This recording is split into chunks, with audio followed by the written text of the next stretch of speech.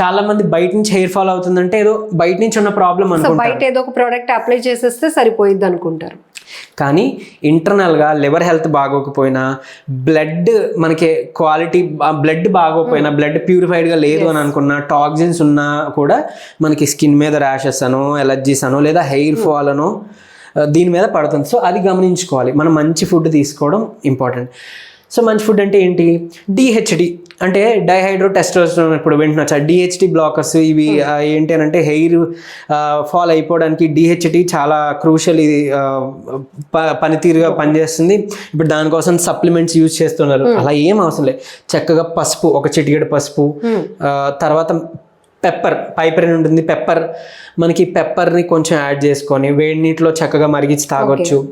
Pumpkin seeds, sunflower seeds, తర్వాత ఇలాచి, యాలకులు, cloves. So ఇవన్నీ మిక్స్ చేసుకొని ఏదైనా ఒక బనానాతో కలిపి స్మూతీలా, అంటే జస్ట్ అట్లా మీరు తినొచ్చే స్కూప్గా, లేదంటే దీంతోనే ఈ సీడ్స్ని రాత్రిపూట నానబెట్టేసి ఉదయం బ్రేక్ఫాస్ట్తోనో ఏదో ఒక ప్రోటీన్ షేక్ లాగా ఇలా నట్స్ అన్నీ కలిపి మిల్క్ యాడ్ చేసి చక్కగా మీరు తీసుకోవచ్చు.